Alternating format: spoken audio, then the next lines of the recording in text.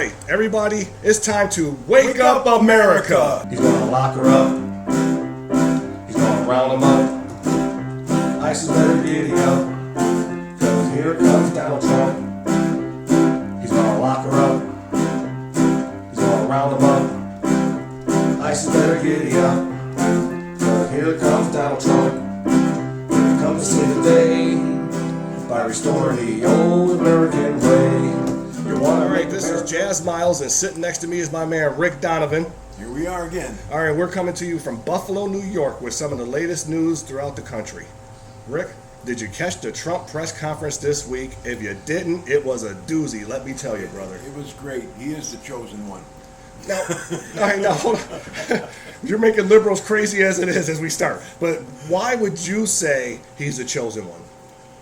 Well, for one, he said it, but the thing of it is, it's like, I don't know what it is, but the stock is great.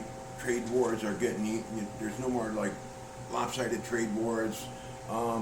He's doing things for the vets. He just canceled all the debt for 325,000 injured veterans. I mean, that is a great thing. Absolutely. And here's the number one reason why. Because the people that voted for him, including myself, the people that voted for him put him in office. We selected him to be the president of the United States, the duly elected president. So thus, he is the chosen one. Right, he is the chosen one.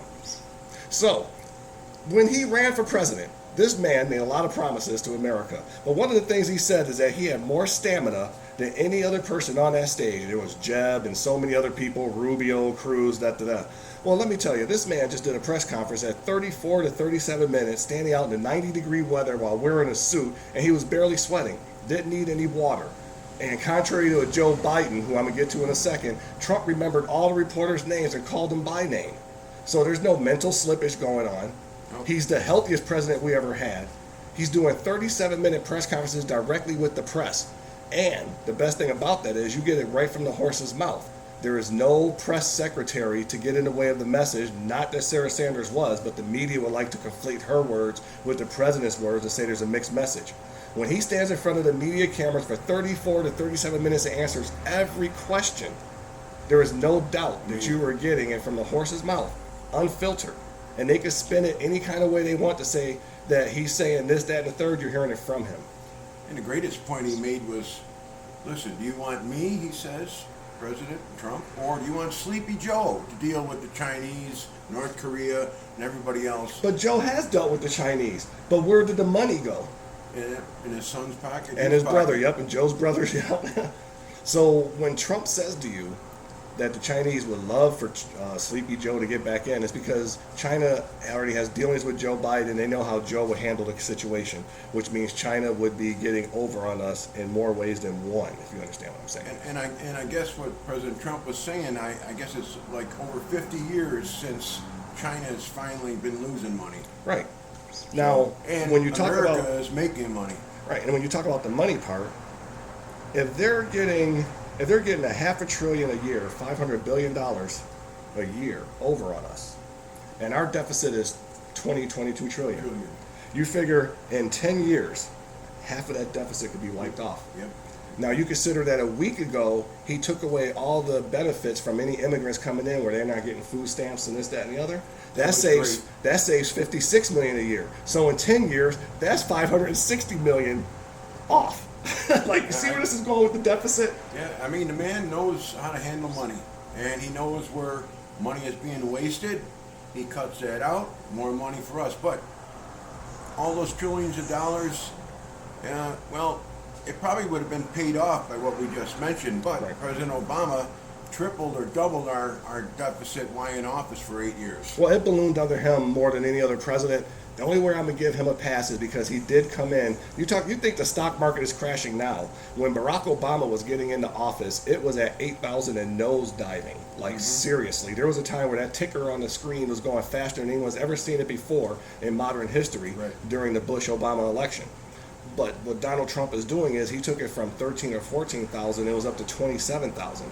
So if you, let's say, had $13,000 and you met the most perfect person in your life, man, woman, pet, whatever. And since you met that pet in 2.5 years, your 14,000 went up to 27,000. And all of a sudden today, because of a couple of moves, is $25,000. Why are you complaining? You're still up $12,000 to $13,000 than you were 2.5 to 3 years ago, just because of one person making a difference. Correct. You know, when you look at it logically. Yeah.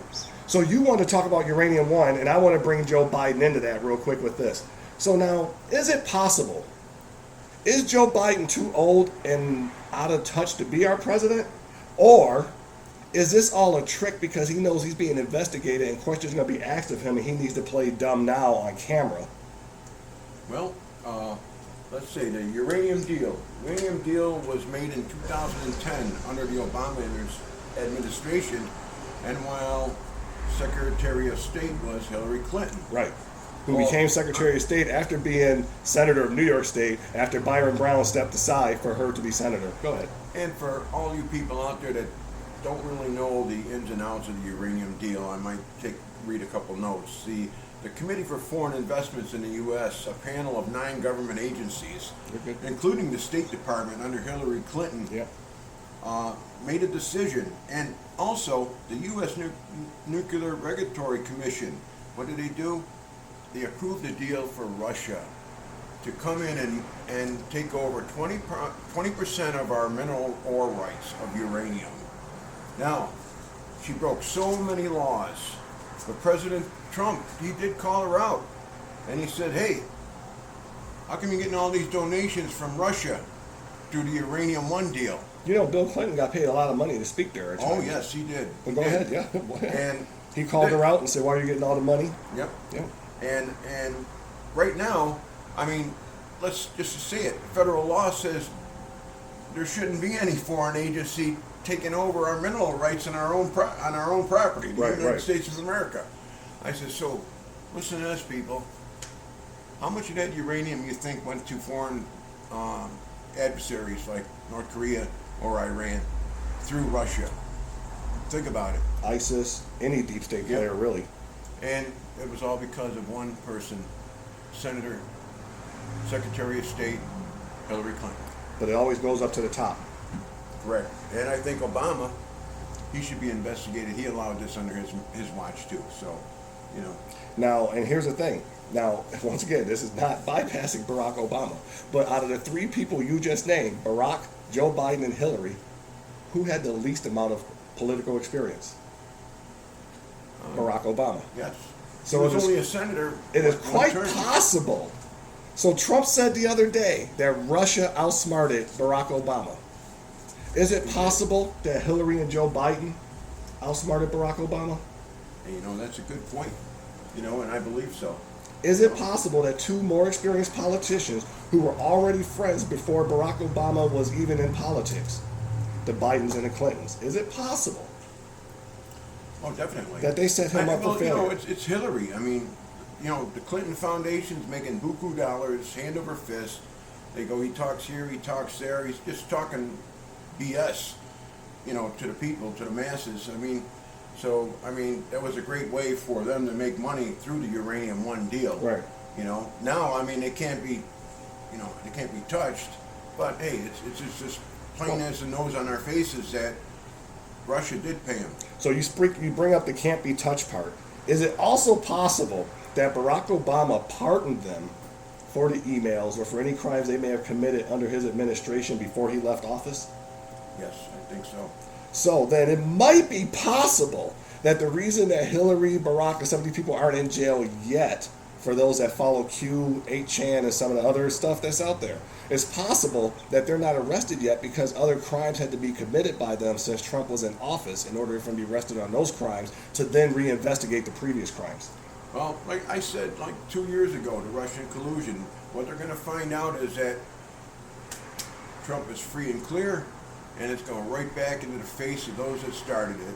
That's Hillary Clinton, the Obama administration, Sloppy Joe, and all the rest of those Sloppy crazy Joe. idiots. And speaking of what you were just talking about there with the Russian collusion, I don't know if anybody caught it, but the CEO or former CEO of Overstock.com came out this week on the news stating that the FBI had him involved in like a triangle tryst, if you will, where he was involved with a woman in order to try to get information on Hillary Clinton, Ted Cruz, Donald Trump, Marco Rubio, that kind of thing, while they were running for the election. So in some kind of way, Peter Strzok and the former owner of Overstock.com are tied up in something that's going to come to the forefront soon about the whole Russia collusion or witch hunt, whatever side of that you're on. Well, I knew this was going to happen because President Trump is the chosen one. Jesus Christ is behind him. He just sat back and he waited. Should I put my theory out online now since you said that? Go right ahead. Okay, so here's my personal theory by Jazmiles.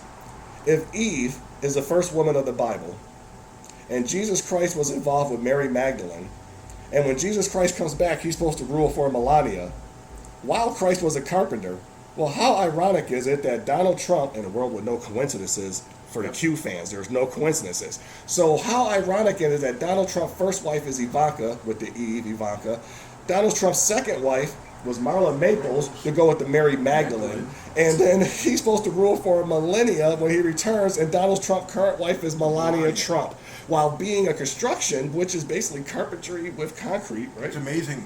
So those four things right there are where there are no coincidences, especially in the QAnon world, of Eve, Mary Magdalene, and Christ ruling for a millennia, while being a carpenter, with Donald Trump being married to Ivanka, Marla Maples, Melania, and being a construction. I don't know what to tell you beyond that as far as the chosen one part goes. Well, it just shows you that God has ways of opening the eyes of people. Right. And that's what we're trying to do to you people out there, open your eyes.